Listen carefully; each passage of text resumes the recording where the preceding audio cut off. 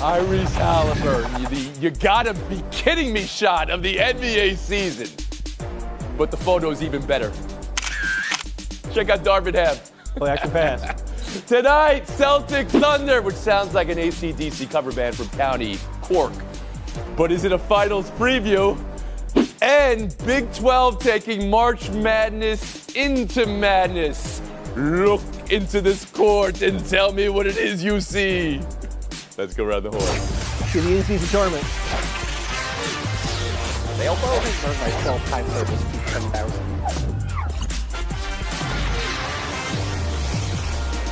Celtics Thunder, not just a boxer from Dorchester, it's a finals preview. Oh my!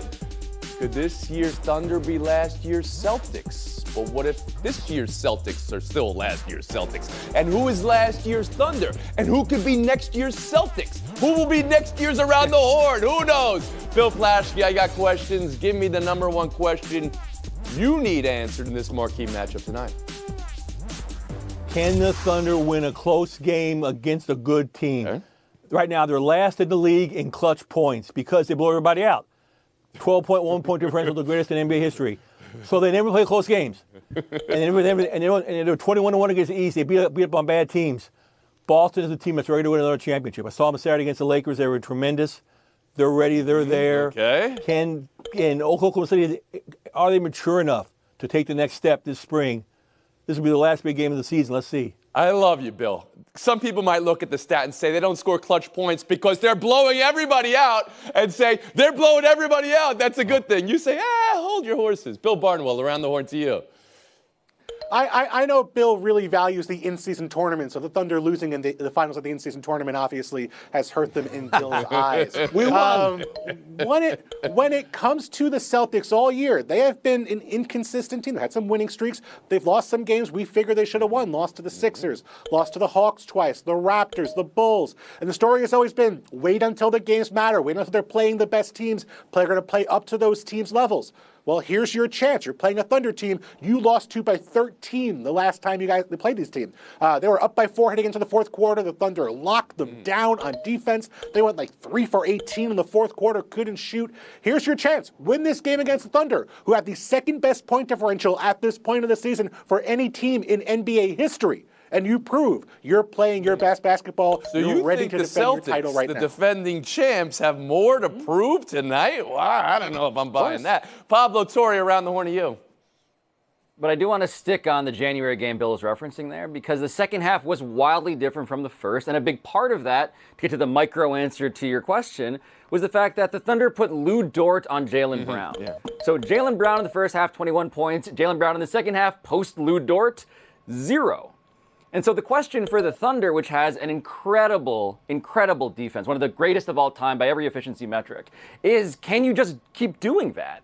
Can you erase one of the Celtics' best players by using Lou Dort? And so that's a test to me, but the back row, Tony, the bigger picture is here you have a heavyweight title fight. In real terms, you have the most balanced, best teams in the league. The only two teams that are top 5 offense and defensive efficiency. But that Lou Dort versus Jaylen Brown matchup might be the fulcrum on which the balance of power. Well, we have viewers in Cleveland who are right now wondering, whoa, Pablo Torre, how do we only have 2 best teams? Emily Kaplan, Around the Horn to you. Yeah, I'm with Bill B. I think the big question here is how seriously the Celtics are taking this game because big picture, it doesn't really mean anything. Both teams can clinch a berth in the playoffs tonight, but we know they're both going there, and the Celtics are pretty locked into that second seed. It does feel like at times they're just coasting, trying to stay healthy, getting to the playoffs. But for this game tonight, it feels like they rested Jason Tatum last game so we could be ready for this one, in part to avenge that loss that Bill B talked about and how embarrassing their performance was specifically in the second half, but also because it's a measuring stick because they're in the Eastern Conference and they don't play that many good teams all the time. So can they get up when they have to play a really good team at the Thunder? And we've seen this weekend, I know that Bill P saw it. I love all the Bills here. I'm just really having fun with this. Against the Lakers when, everyone's talking about Luka and LeBron and they've won 8 straight and they're like, oh, no, we can show out too. But can they do that again tonight to set themselves up for the playoffs? That's what I'm looking at. We double billed ourselves today. Bill Plaschke back in. Boston had big wins against Denver and against the Lakers. They know what games are important. This game's important to them. They want to make a statement. They want to tell everybody they're still here. they win this game. That's a pick for Boston. Barnwell, your pick for tonight? I'm taking OKC. Torre? I am taking the Thunder as well. Kaplan. Boston. Football now. An absurd but true headline. 11 of the 22 49ers starters from Super Bowl 58 are now no longer with the team. A team that got closer to winning a Super Bowl without winning it than any team ever is half the team they used to be. And Brock Purdy's negotiation is looming. Bill Barnwell, what does it all mean? Means the Niners believe they've gotten as far as they could with that core of talent. Yes, they were going to have to clear up some space to extend Brock Purdy. He's going to get a massive raise.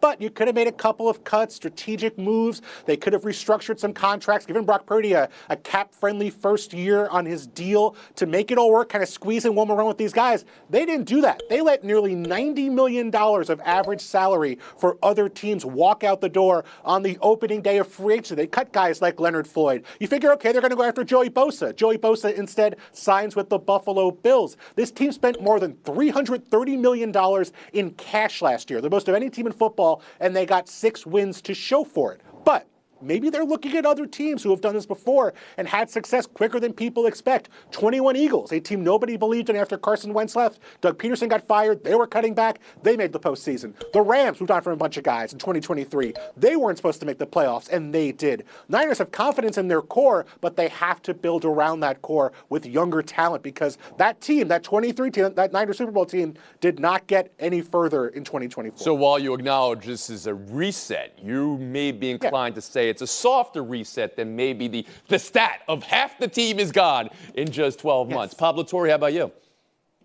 Yeah, I think the Niners very simply have a problem parallel to this episode of Around the Horn. They have too many bills. They got lots of stuff they owe. They got lots of players all-time line there. Once upon a time, well done, Blow. not so long ago, were a championship caliber, and now they're trying to figure out, Tone, how do they do this? By the way, not to just push this pun, how do they do it like the Buffalo Bills did it? To add another team to the laundry list of teams that cut 8 figures, lots and lots of money from their cap, and then ended up being pretty good after it. So it's a bet on the front office, on the executive structure, on decision makers.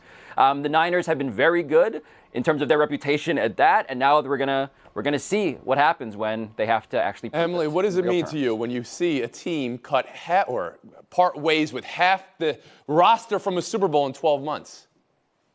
Well, unlike this show, they've been wasting their bills because they have spent $65.5 million last year in dead cap space. Come on, give me some points for that one. That was good. I hear you. I don't agree with that it's a waste or a failure, but please make your case. Okay, well, let me explain it. Let me explain it. So they led the entire league in $65.5 million in dead cap space. Second, dead cap space, Philadelphia Eagles. I think it turned out pretty well for them. Last in the league, the Pittsburgh Steelers, $45K. Guess what? They still made the playoffs. And this is a team that spent all of that money and couldn't even finish above the Arizona Cardinals in their own division. So I think this is just a reset of spending their money smarter with that Brock Purdy extension looming over them of saying, we need to get younger, but I don't think they're cash poor. They just know that they have to be more efficient with their money. And I want to ask specifically on Purdy in a second, but first to Bill, half the roster gone in 12 months. What does it mean? It means they're tanking for the Rams. The Rams have got the division. They're just giving it to them. Thank you very much. Okay. Also, it means that they have to rebuild. They need good player personnel decisions. Look at the team's last 4 first-round draft picks. Trey Lance, no pick, Ricky Pearsall. They've had nothing at the top of the draft. They haven't built teams that survived this kind of reset have built great from within. The 49ers are not building great from within. It's a lost season. Terrible decision. Barnwell, back to you on Purdy. What would be the smartest play? What is, in your opinion, going to happen with Purdy? They're going to pay him. I mean, they're going to pay him $55, $60 million a year. He's been way more efficient than just about any other quarterback in football over the last 4 years. I know he wasn't the guy they were expecting. They wanted it to be Trey Lance, but Brock Purdy is not the problem with this football team. It's some of the guys around Brock Purdy on the offensive line and the defensive line who have moved on, who I felt like were more of the So issues. you'd pay him top 2, top 3 money, quarterback position. Torre, would you? I think they're locked into doing it. I think the quarterback market right now, Tony, look around, not great. I think Brock Purdy is their best hope, as bleak as that might be. Emily, you called it, what was the word you used? You said failure, or you said it was a swing and miss? I said I love all Bills that are sitting right in front of me. I hear That's that. what I mean, Yeah. There's a quote I've been thinking about a lot lately, personally. It's the Giannis Antetokounmpo quote about failure. I have it saved on my. There's no failure in sports. I would apply that to life. There's good days, bad days. Some days you're able to be successful. Some days you're not. Some days it's your turn. Some days it's not. That's what sports is about. And that's how I think of this San Fran. They went for it. You can say they didn't win the Super Bowl. It was a failure. They went for it. They led in overtime of a Super Bowl. No one's ever come closer. They went for it, and now they have to recalibrate a little bit. We're going to take a break, recalibrate for buy or sell next.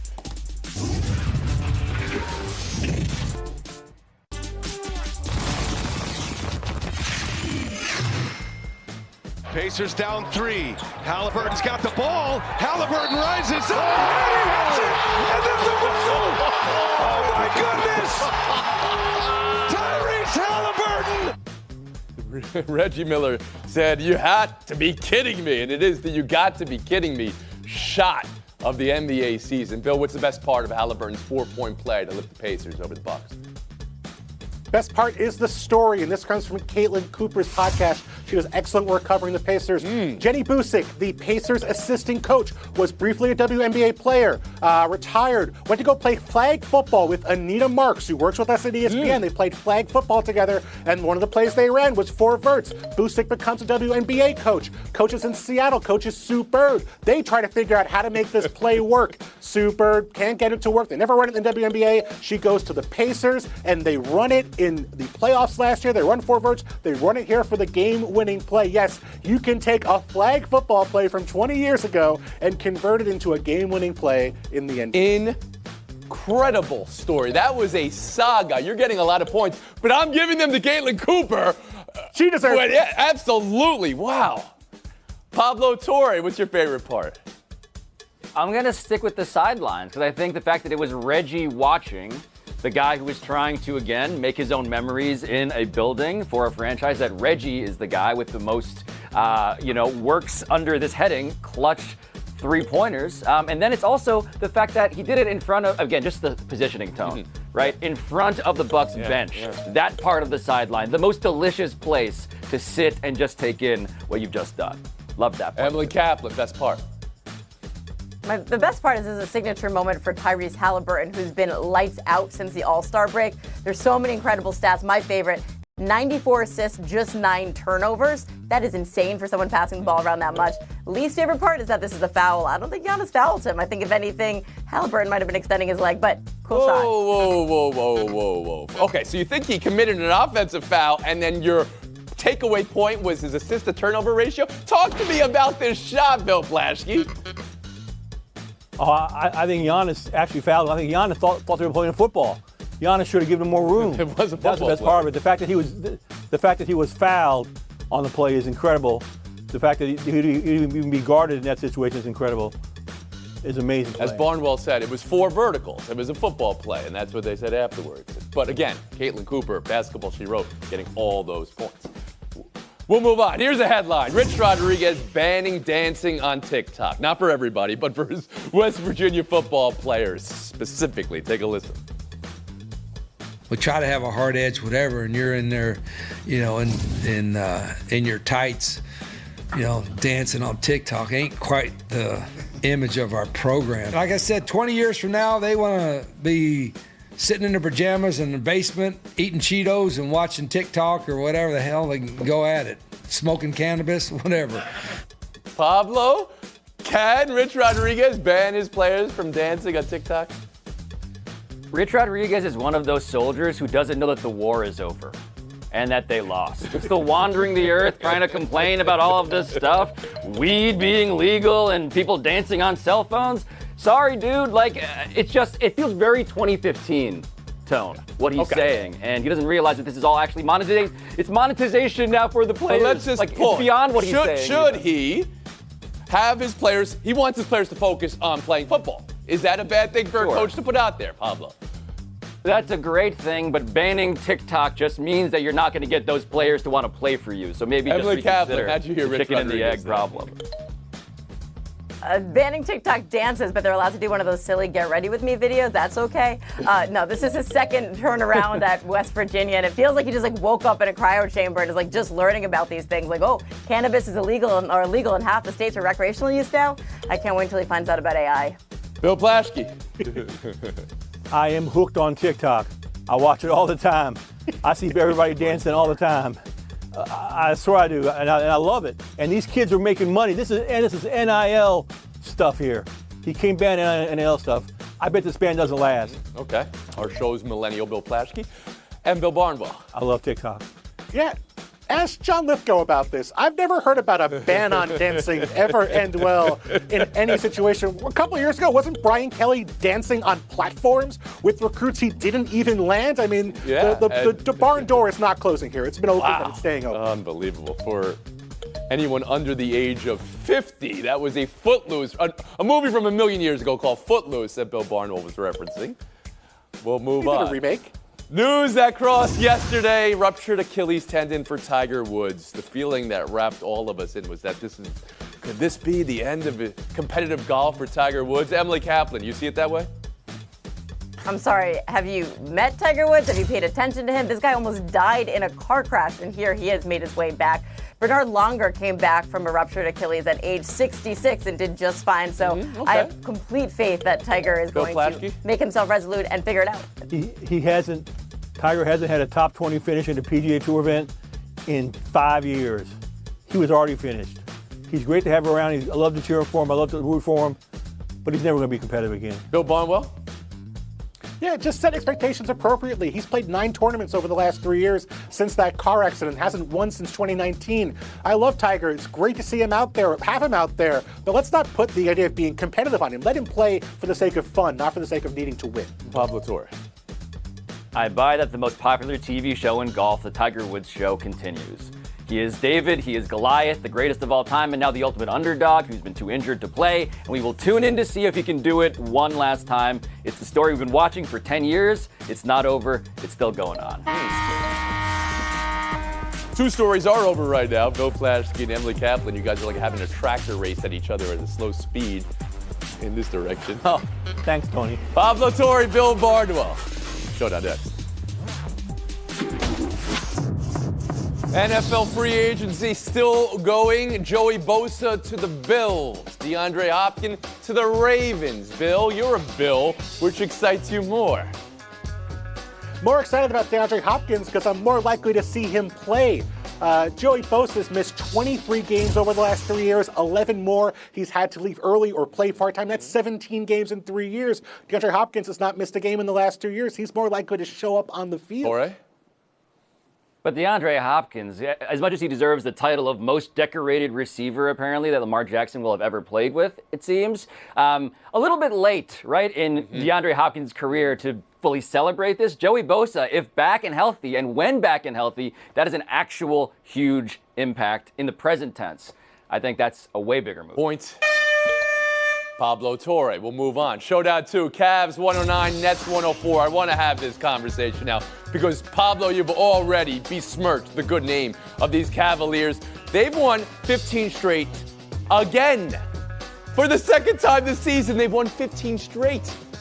2 15-game winning streaks in the season has happened 5 times before. 2 of those teams won the title. Come on, Torre. Give me an odds maker. They're really good. Go ahead. They're really good, but if we're setting the line, I believe, based on this whole topics framework at like 40%, I'm taking the under because the Boston Celtics are in their conference, Tony. They're so good. The Cavs are one of the great offenses of all time. But again, the balance of Boston, I can't go above 40%. Bill Barnwell? Can't. Also have to go under, but because of the Thunder, the team we just talked about that has one of the best point differentials in league history. Although I will be impressed. They didn't have Donovan Mitchell last night against a full-strength team. They were 5-0 with Donovan Mitchell out of the lineup this year. Shot 24% from 3, went 42 threes, and still managed to find a way to win the game. So good, but the Thunder are better. You're taking the under from Down Thunder. There's a joke in there somewhere, Bill, but I'll give you the point. And the besmirching Pablo Torre, who ignored them earlier in the show, doesn't get any points. He loses. We move on. March Madness. Stop me when this sounds familiar. Gonzaga, WCC champs. St. Francis, make me a chattel of your peace. Frankie the Friar is dancing. Robert Morris, Bobby Moe is now back in the bracket. Delaware, their miracle run ended to UNC Wilmington last night. UNC Wilmington is feisty. They win the CAA bid, but hold the phone. Look at the Big 12 tournament court. This has people feeling things. High-end fashion, Rorschach test, magic eye. Bill, what are you feeling? Feeling a level of shame on the Big 12's behalf. Their commissioner came out and said, oh, we didn't do this because of me. We did it for the student athletes. I guarantee 0 student athletes asked for this court. Pablo? It's also one of those Pokemon episodes where you will get a seizure if you stare at it too long and if your LED screen's at the right angle. Also, they used the wrong X and I. Look at the logo in the middle. Look at what they use for the rest. Not even the right 12. XII, yes, of course. Bill Barnwell, take the FaceTime. Want to talk about Alexander Ovechkin? Of course, he's chasing Wayne Gretzky. One of the criticisms we've heard is that he's always chasing empty net goals. He's out there trying to spam empty net goals to catch up, and he does lead the NHL in history in empty net goals. Number 2, by the way, Wayne Gretzky. He's 9 ahead of Wayne Gretzky. It's not really that far, about 1 every other year. Last night, again, the Alexei Protas streaking out for a goal. Ovechkin could have shot into an empty net, passed it to Protas instead for his first career hat trick. Ovechkin is not chasing goals. He's playing hockey. He's going to catch Wayne Gretzky. There's no shame here with empty. And we're going to get Kaplan on the case. You're going to be chasing Ovechkin for the next month, I bet. See you tomorrow.